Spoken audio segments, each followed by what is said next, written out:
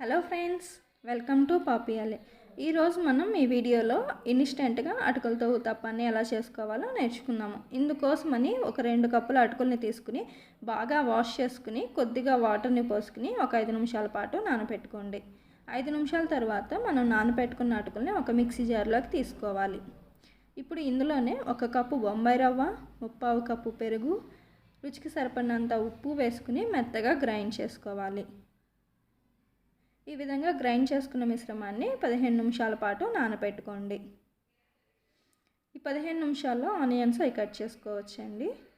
15 నిమిషాల తర్వాత మనం పిండిని ఒకసారి తీసుకుని చెక్ చేసుకోవాలి. గట్టిగా ఉన్నట్లయితే కొద్దిగా వాటర్ పోసుకుని దోశ పిండి కన్సిస్టెన్సీ వచ్చేలాగా చూసుకోండి. ఇప్పుడు పెనం కాలిన తర్వాత కొద్దిగా ఆయిల్ వేసుకుని స్ప్రెడ్ చేసుకున్న తర్వాత దీనిపైన 2 గరిటెలు దోశ పిండిని వేసుకోవాలి. ఈ దోశ పిండిని స్ప్రెడ్ చేయని అవసరం లేదండి. దీనిపైన మనం కట్ చేసి పెట్టుకున్న ఆనియన్స్, క్యారెట్, పచ్చిమిర్చి, కొత్తిమీర వేసుకుని కొద్దిగా ప్రెస్ చేసుకోండి. ఈ విధంగా ప్రెస్ చేయటం వల్ల మనం ఫ్లిప్ చేసినప్పుడు ఊడిపోకుండా ఉంటాయి. దోశ కాలిన తర్వాత ఫ్లిప్ చేసుకోవాలి. ఈ విధంగా ఫ్లిప్ చేసుకుంటూ 2 వైపులా కాలేలాగా చూసుకోండి. కొద్దిగా ఆయిల్ని కూడా వేసుకోండి కావాలంటే. ఇదే విధంగా మిగిలిన దోశలన్నీ కూడా వేసుకోవటమేనండి. మీకు ఈ స్టఫింగ్లో ఏది కావాలంటే మీరు అదే వేసుకోవచ్చు. ఇదే వేసుకోవాలని ఏం లేదు. కావాలంటే క్యాప్సికమ్ కానీ ఏదైనా యూస్ చేయొచ్చు.